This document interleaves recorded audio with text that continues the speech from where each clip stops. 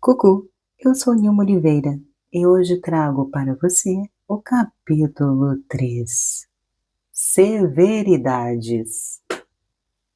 São ao menos 2 anos como postulante, às vezes 4. Outros 4 anos como noviça. É raro que os votos definitivos possam ser pronunciados antes de 23 ou 24 anos.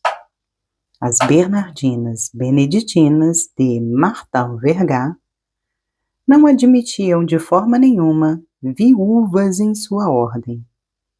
Em suas celas, elas se submetiam a macerações secretas das quais não deviam falar nunca. No dia que uma noviça fazia sua profissão, elas a vestiam com as suas roupas mais belas, colocavam rosas brancas em seus cabelos, que eram lustrados e cacheados. Depois, ela se prostrava. Então, elas estendiam um grande véu preto sobre ela e cantavam o ofício dos mortos. Então, as religiosas dividiam-se em 2 filas. Cada moça que passava por ela, de um lado diziam com voz triste: "Nossa irmã está morta." E a outra respondia com voz cheia de alegria: "Viva em Cristo Jesus." Na época onde se passa essa história, existia um pensionato anexo ao convento. Pensionato para jovens nobres, a maioria ricas, entre as quais destacavam-se Mesdemoiselles de Saint-Aulaire e de Bellisson, e uma inglesa, portando o ilustre nome católico de Talbot. Essas jovens moças, criadas por essas religiosas entre 4 muros, cresceram entre o horror do mundo e do século. Uma delas nos disse um dia: "Só de ver o pavê da rua eu estremeço da cabeça aos pés." Elas vestiam azul, com um gorro branco na cabeça e um pequeno Espírito Santo em cobre acrochado ao seu peito.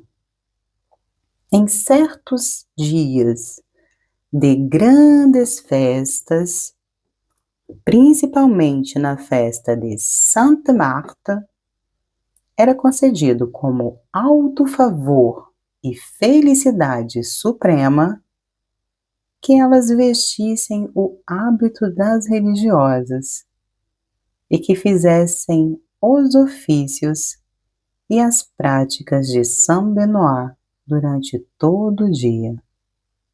Nos primeiros tempos, as religiosas emprestavam a elas suas vestes pretas, mas isso pareceu profano e a priora proibiu. Esse empréstimo só era permitido para as noviças. Elas sim podiam emprestar suas roupas. É remarcável que essas apresentações toleradas, sem dúvidas, e encorajadas dentro do convento por um secreto espírito de proselitismo, para dar a essas crianças o gosto pelo santo hábito. Era uma felicidade real e uma verdadeira recreação para as pensionistas. Elas se divertiam simplesmente. Era novo e isso as deixava diferentes. cândidas razões da infância que não conseguem fazer os mundanos compreenderem a felicidade de segurar um aspersório ou de ficar de pé durante horas e horas cantando diante de um altar. As alunas, perto das austeridades, conformavam-se com todas as práticas do convento. Haviam jovens que entravam no mundo e mesmo depois de vários anos de casamento, não haviam perdido o costume de responder sempre que alguém batia em sua porta, para sempre. Como as religiosas, as pensionistas só viam suas famílias no parlatório. Mesmo suas mães não obtinham o direito de as abraçarem. Veja aqui até onde vai a severidade sobre esse ponto. Um dia, uma jovem moça recebeu a visita de sua mãe e de sua irmãzinha de 3 aninhos. A jovem moça chorava porque sentia vontade de abraçar sua irmã, mas foi impossível. Então, ela suplicou que ao menos fosse permitido que a criança passasse a sua mãozinha entre as barras de ferro para que ela desse um beijo. Isto foi recusado quase como um escândalo. E esse é o final. Capítulo 4. Alegrias. Essas jovens moças enchiam essa grave casa com recordações encantadoras. Em certas horas, a infância brilhava nessa clausura. A recreação soava, a porta abria e os pássaros diziam: "Voilá, as crianças". Uma erupção de juventude inundava esse jardim, cortado por uma cruz com um sudário. As carinhas radiantes, as frontes branquinhas, os olhos ingênuos plenos do brilho da alegria. Todos esses tipos de aurora espalhando-se pelas trevas. Depois dos cantos, dos sinos, dos alarmes, dos votos, dos ofícios, de repente, explodia o ruído das pequenas meninas, mais doce do que o ruído das abelhas. A colmeia da alegria abria-se e cada uma tinha seu mel. Elas brincavam, elas chamavam, elas faziam grupinhos, elas corriam. Aqueles lindos dentinhos brancos jorravam de todos os lados. Os véus à distância vigiavam os risos. As sombras espiavam os raios. Mas quem se importava? Elas raiavam e riam. Esses 4 muros lúgubres tinham seu minuto de encantamento. Eles assistiam vagamente iluminados pelo reflexo de tanta alegria, esse doce turbilhão de abelhinhas pequenas. Era como uma chuva de rosas atravessando o loto. Essas jovens moças brincavam sobre os olhos das religiosas. O olhar de impecabilidade nunca incomodou a inocência. Graças a essas crianças, entre tantas horas de austeridade. Havia a hora da inocência. As pequenas pulavam, as grandes dançavam. Na clausura, a brincadeira mistura-se ao céu. Nada era mais encantador e augusto do que essas frescas almas florescentes. Homero teria rido aqui, junto com Perrault.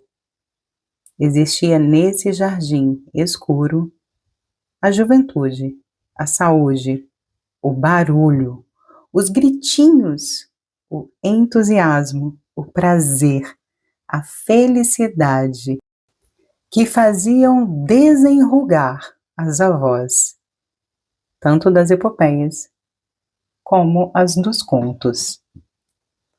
São ditas nessa casa, mais do que em qualquer outro lugar, talvez, essas conversas de crianças que são sempre engraçadas e que nos fazem rir de um riso cheio de sonhos.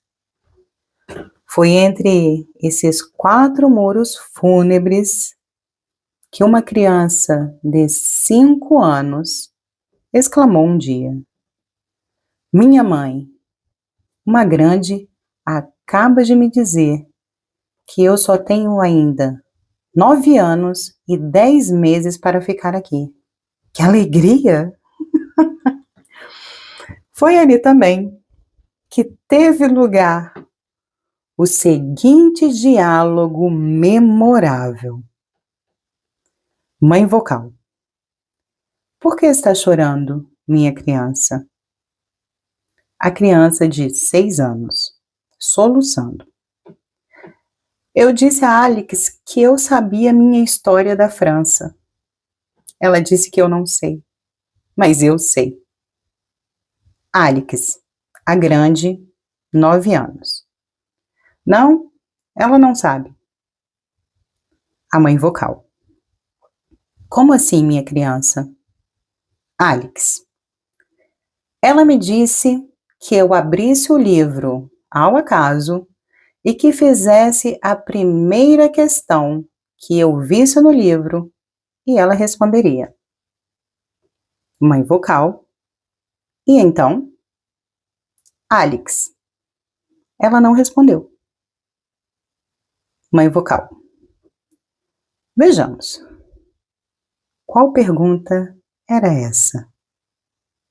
Alix: "Era o que acontece em seguida." Também foi ali que foi feita uma observação profunda sobre o periquito de uma dama pensionista que era muito guloso. Não, ele é gentil.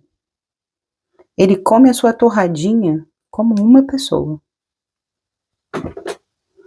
Também foi sobre um desses pavês, desta clausura, que recolheram essa confissão escrita de uma pecadora de 7 anos. Meu pai: "Eu me acuso de ter sido avarenta."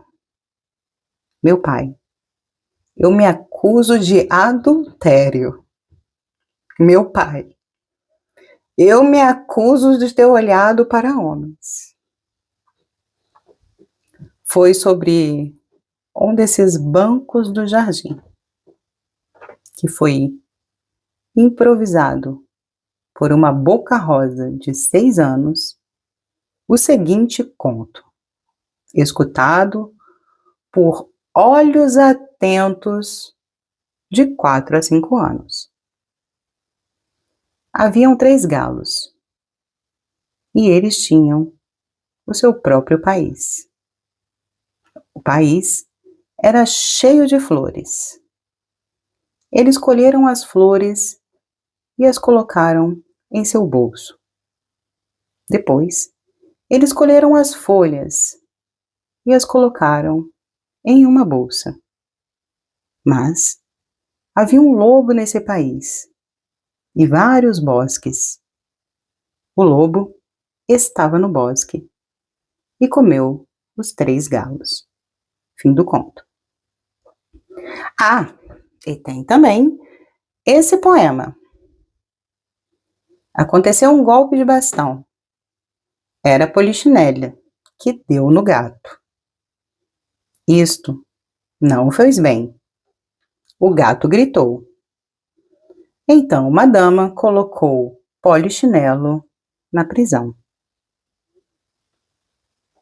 Foi ali que foram ditas essas palavras por uma pequena abandonada, uma criança que foi encontrada e que o convento criava por caridade. Essas palavras doces e tocantes. Ao escutar as outras meninas falarem de suas mães, ela murmurou: quando eu nasci, a minha mãe não estava.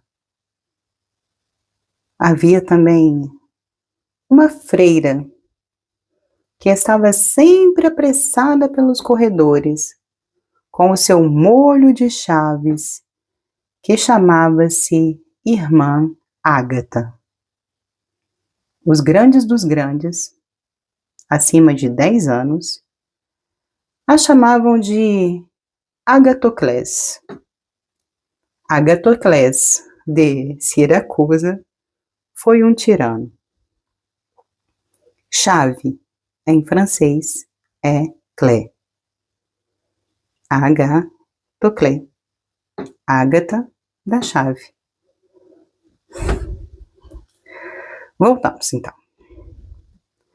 O refeitório era uma grande sala oblonga e quadrada, que só recebia o dia por um claustro em pleno pé com o jardim. Era escuro, úmido e cheio de bichos, como diziam as crianças. Todos os cantos circunvizinhos forneciam o seu contingente de insetos. Cada um dos 4 cantos recebeu, na linguagem das pensionistas, um nome particular e expressivo.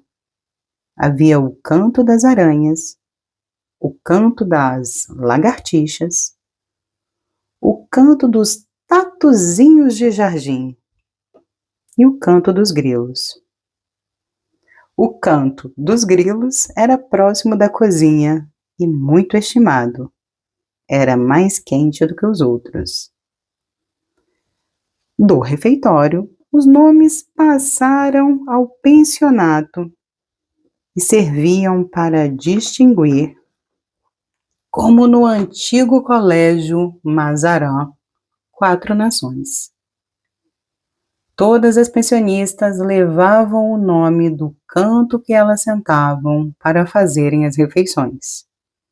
Um dia, o arcebispo, fazendo sua visita pastoral, viu entrar na classe pela qual passava uma linda menina toda vermelhinha, com lindos cabelos loiros. Então ele perguntou a uma outra pensionista que estava ao seu lado, uma linda morena com bochechas frescas: e essa ali? O que é? É uma aranha, monsieur. E aquela outra ali? Essa é um grilo. E aquela lá? É uma lagartixa. E você mesma? Ah, eu sou um tatuzinho de jardim, monsenhor. Cada casa desse tipo tem suas particularidades. No começo do século, Écouen era um desses lugares graciosos e severos, onde cresceram em uma sombra quase augusta a infância dessas jovens. A Écouen, para ter um lugar na procissão do Sagrado Sacramento, distinguiam-se entre virgens e floristas. Haviam também os dóceis e os incensários. Então, tudo era dividido, algumas seguravam o cordão do dossel e outras incensavam o Santo Sacramento. As flores eram por direito das floristas e haviam 4 virgens que caminhavam na frente. Ao amanhecer desse grande dia, não era raro perguntarem no dormitório: quem é virgem? Madame Campan cita as palavras de uma pequena indignada de 7 anos a uma grande de 16 que pegou a frente da procissão, enquanto ela, a pequena, ia atrás. Tu é virgem, sim, e eu não. E esse é o final dos nossos capítulos de hoje. Bom, eu creio que esse último foi um dos capítulos mais deliciosos que fizemos. Quem gosta de criança entende a delícia que é ouvir o que elas têm para dizer. Sobretudo quando elas dão o ponto de vista sobre algo. E realmente é interessante que ele nos faça entrar dentro desses conventos, porque estamos descobrindo coisas novas. Também existem alegrias. E amanhã vamos continuar. Então, eu te desejo uma excelente noite. Grande beijo. Nos vemos amanhã.